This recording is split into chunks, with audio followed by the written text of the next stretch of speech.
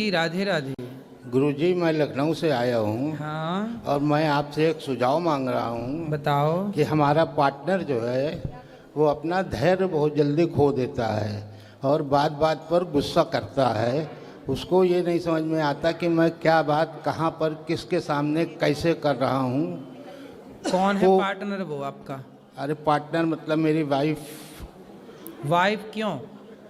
अब उन्हीं के साथ ज़्यादा प्रॉब्लम है, सभी को, हमारे घर पत्नी? में, पूरे परिवार वो को। आपकी वाइफ है कि पत्नी है? अरे दोनों एक ही बात है। अरे नहीं, एक बात नहीं। अच्छा, खैर आप ज्ञानी हैं, आपको मालूम होगा, हमारी समझ से एक ही बात है। वाइफ मतलब वो होती है, बीवी मतलब वो होती है जिसको आप भगा के लाते हैं। अच्छा। और पत्नी, धर्म पत्नी मतलब हो, इस पत्नी के आगे जुड़ा है धर्म शब्द।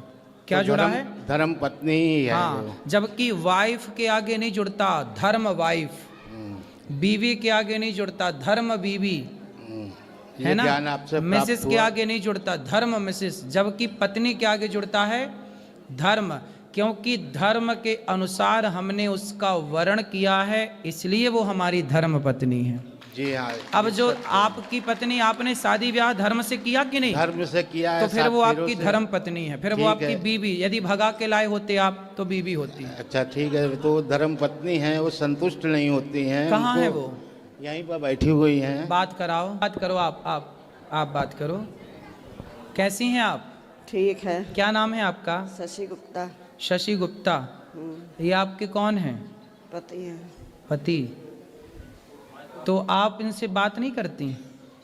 करते हैं, वो मेरी कोई बात नहीं मानते हैं। नहीं मानते? नो। तो आप काहे नहीं मानते इनकी बात? अब बुढ़ापे में तो मान लो कुछ बात अभी है। तक मारते हैं हमको, बहू है दामाद है, मारते हैं। ये बताइए, हम समझदार हैं, हमारे बच्चे सब समझदार हैं, बेटियां दोनों हमारी, एक प्रोफेसर है और एक जो है तो बैंक में है। सब समझदार हैं, सब पूरे परिवार को समझते हैं, मगर ये नहीं समझती हैं तो आप कि इतने वो बड़े हमारा हैं। परिवार है। और ये इनकी नाजायज़ बातें कैसे कोई मान ले?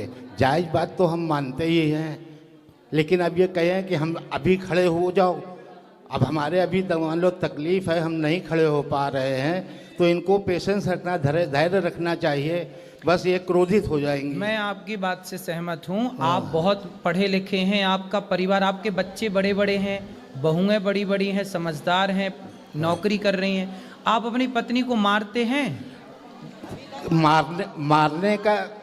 मारने का कारण यही है कि आदमी कब तक बर्दाश्त करेगा। एक नहीं। सीमा होती है बर्दाश्त करने की। ठीक है। और वो सीमा ऐसी हो जाती है कि सीमा से भी पार हो जाता है, तब क्रोध आता है, और क्रोध में आदमी क्या कर सकता है ये तो आप भी समझते हैं। यहाँ तक कि आत्महत्या तक मैं करने की कोशिश कर चुका हूँ इन्हीं की वजह से।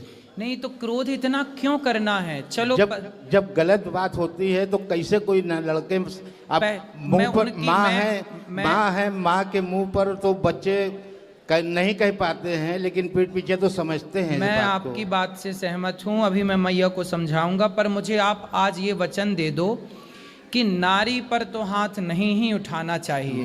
मैं चाहता भी नहीं हूँ कि मैं किसी पर हाथ उठाऊँ, क्या नारी हो चाहे बच्चे हो। बच्चे हमारे बड़े हो गए, जब तक छोटे थे ना समझते तब तक मैंने उनको मारा।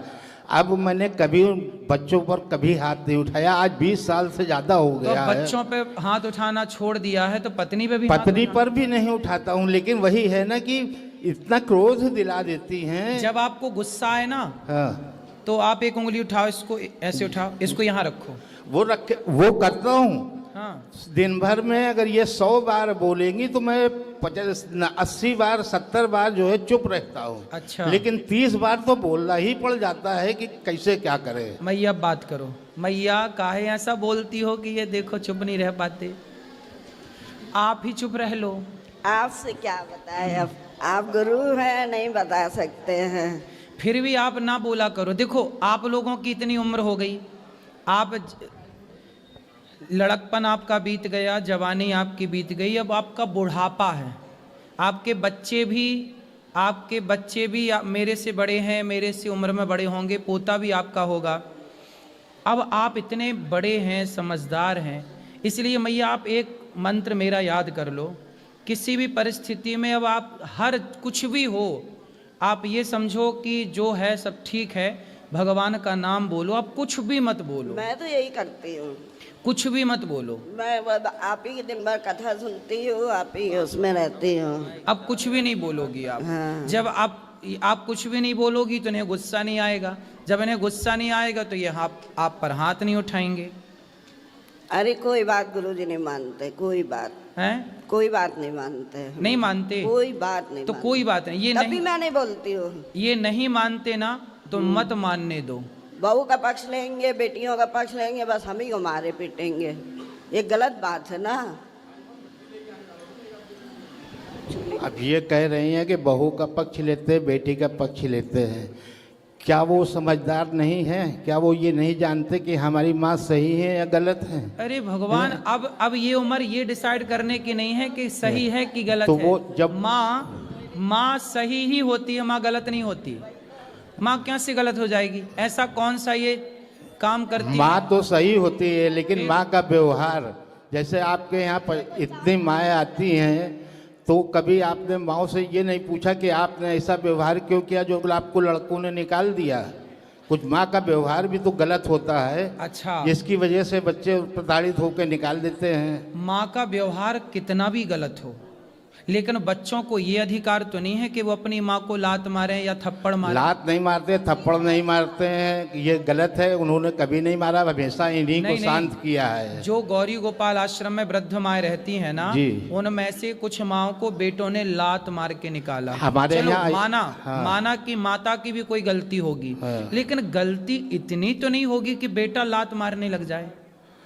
लात नहीं मारता है, नहीं, मैं इनकी बात नहीं कर रहा हूँ। मैंने तो केवल एक उदाहरण दिया जी कि कितनी भी गलती हो, कितनी भी गलती हो माँ की, आप बाप हो ना जी, आप कितनी भी गलती करो, लेकिन बेटे का ये अधिकार नहीं है कि वो आपके गाल पे थप्पड़ मारे। अरे तो कुछ समय पहले तक बच्चों को इन्होंने ऐसा भड़का रखा था कि वो हम पर हाथ उठाने तक को तैयार थे, लेकिन अब वो समझदार हो गए। वो समझ गए कि पिताजी हमारे सही हैं, माताजी गलत हैं, इसलिए वो हमारा साथ देते हैं। ये उम्र ना, ये उम्र यहाँ ध्यान लगाने की नहीं है जहाँ आप मन लगा रहे हैं कि इन्होंने भड़काया, कि बेटे ने भड़काया। ये सब गलत फहमी आपने घुसा रखी है दिमाग में, ये केवल गलत फहमी है। इसीलिए तो आपसे सुझाव मांगा कि मैं क्या करूं। हाँ, अब हम जो बता रहे हैं वो करोगे जी। आप पत्नी से और पुत्र से दोनों से मन हटाओ और अपना मन केवल भगवान के चरणों में लगाओ, अपना भला चाहते हैं तो। लेकिन जिम्मेदारी जो कुछ होती है, अब कोई जिम्मेदारी नहीं है, बच्चे तो संभाल रहे हैं ना। आपकी क्या जिम्मेदारी? आप आज मर जाओ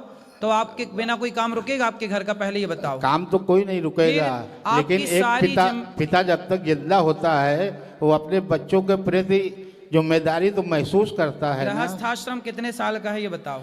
गृहस्थाश्रम तो 30 साल का है।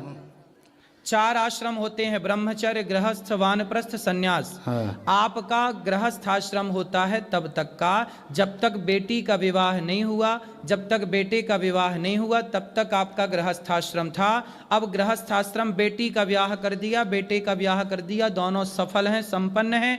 अब बेटा बेटी परिवार से मन हटाओ, ईश्वर में मन लगाओ, यही जीवन का सत्य है, वरना इसी दलदल में पड़े पड़े मर जाओ। इसीलिए तो ये सुझाव मांगा है कि अब बेटे अलग रहते हैं, बेटी अलग रहती है, हम दोनों लड़के अलग रहने लगे हैं।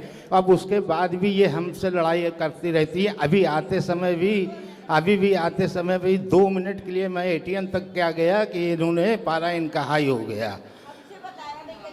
भाई आपने बताया नहीं, उन्हें लगा कि आपने कहा आप बाहर आओ, हम 2 सेकंड में आते हैं। सुनो, तो पेशेंट तो रखना चाहिए, 2 मिनट कहीं गए हैं, बात ठीक है, लेकिन अब हम कह रहे हैं कि आप अपना मन भगवान में लगाओ और तो चुप रहिए। पत्नी गुस्सा करती है, उससे देखो सारी जिंदगी आप ही गुस्सा किए ना, अब थोड़ा उन्हें भी गुस्सा कर लेने दो। आप उन्हें मार सकते हो, वो गुस्सा भी नहीं कर सकती आप पे।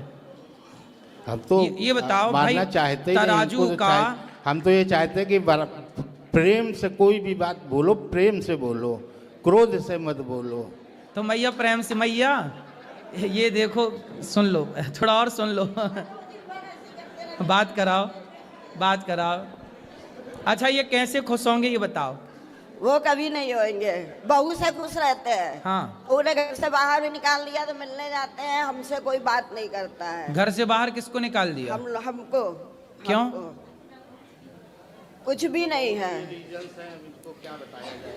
चलो देखो, ये घर देखो मैया, मैं आपको बताऊं, बेटी बहू कैसी है, बेटा कैसा है, ठीक है, बेटा बहू तो अपनी जगह ठीक है, सुखी है, और वो सुखी रहे। मैं भी कहती ठीक है वो। लेकिन आप ना ऐसा करो कि आप इन पर गुस्सा ना किया करो बस। पंडित जी हम बिल्कुल नहीं करते हैं। अभी हम होटल से उतरे तो ये चले गए, मैं इधर उधर ढूंढने, मैंने कहा कहाँ गए थे, आपको बता के जाना चाहिए कि मैं जा रही हूँ।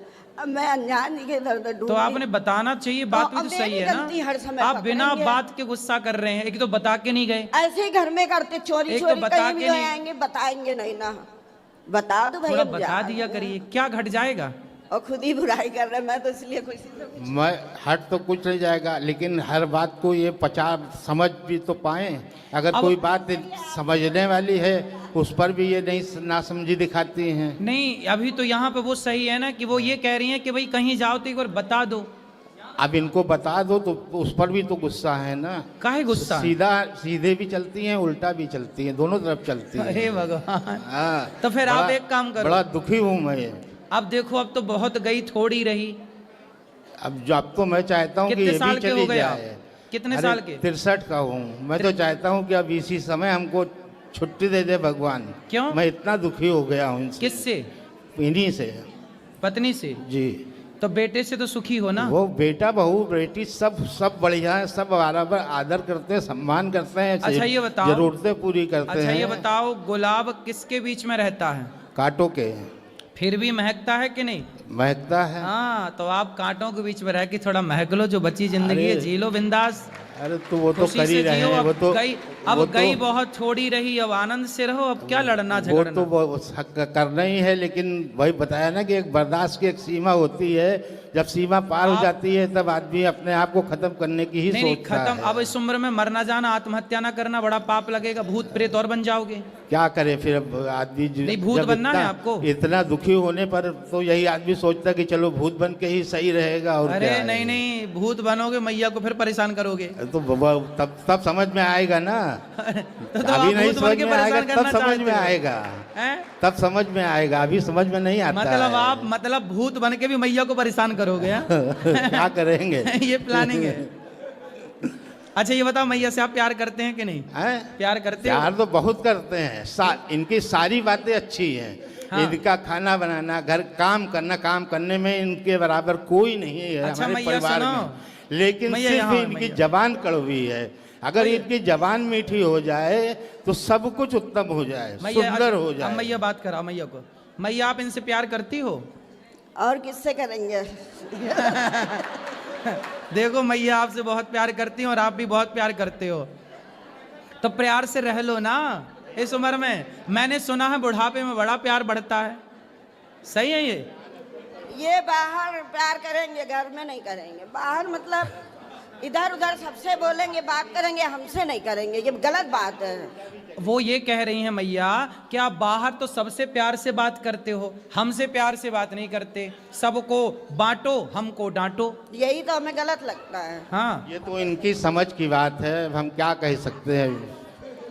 अब इस बारे में इनकी मैया सोच, के पास तो कोई इनकी- ऑप्शन नहीं है। मैया इनकी तो कह रही सोच है, ऐसी ही है तो क्या करें हम। सुनो। शुरू से ही ऐसी सोच रही है। मैया ने तो कितनी बढ़िया बात कही कि इनसे प्यार नहीं करेंगे तो किससे करेंगे। मतलब मैया के पास तो प्यार करने का कोई आपके सिवा दूसरा ऑप्शन नहीं है। लेकिन आप हैं कि सब दोस्तों से भी प्यार की बातें करे आते हो, सबसे प्यार की बातें करते हो। दूसरा ऑप्शन यही है कि परिवार से तो प्यार करो। अरे परिवार को अब छोड़ो, अब तुम दोनों बुढ़ा बुढ़ी प्रेम से रहो। अब ठीक है। परिवार को छोड़ा, परिवार को काहे बीच में घुसा रहे हो? बस यही इनको- बेटा बेटी अपना खा रहे हैं ना, इनको- आपके बच्चे सुखी हैं ना। बच्चे सुखी पर हैं। बच्चे सुखी हैं तो तुम दोनों प्यार से सुखी रहो। अरे यही तो नहीं हो पा रहा, यही तो हम तो इसी फिर से आप तो चुप पीड़ित रहो, हैं। आप चुप तो बिल्कुल रहते ही चुप हैं। रहो। कोई बोलने दो मैया को, बोलने दो, खूब प्रेम से बोलने दो और अपना राम राम जपो, दिन भर भगवान की कथाएं सुनो और मन वही हटाओ। करते हैं, वही करते हैं। वजन लगा लेते हैं आपके हेडफोन में लगा लेते हैं कि इनको सुनाई ना दे, क्योंकि अगर उसमें भी आवाज़ आती है तो उसमें भी इनको परेशानी होती है।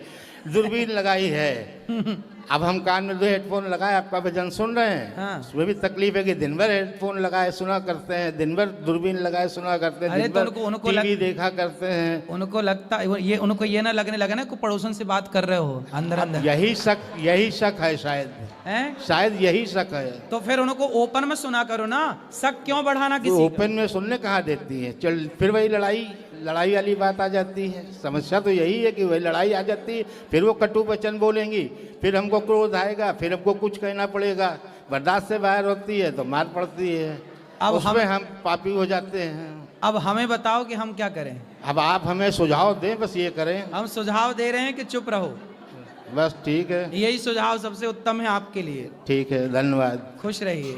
आप सभी प्रभु प्रेमियों को जय श्रीमन्नारायण, जय श्री कृष्ण, राधे राधे। तो फ्रेंड्स, आपने ये छोटी सी वीडियो देखी, वीडियो बहुत ही प्यारा सा था और गुरु जी का जो समझाने का तरीका होता है वो बहुत ही प्यारा सा और लाजवाब होता है। गुरु जी का समझाने का तरीका आपको कैसा लगता है कमेंट करके जरूर बताइएगा और कमेंट में राधे राधे जरूर लिखिएगा।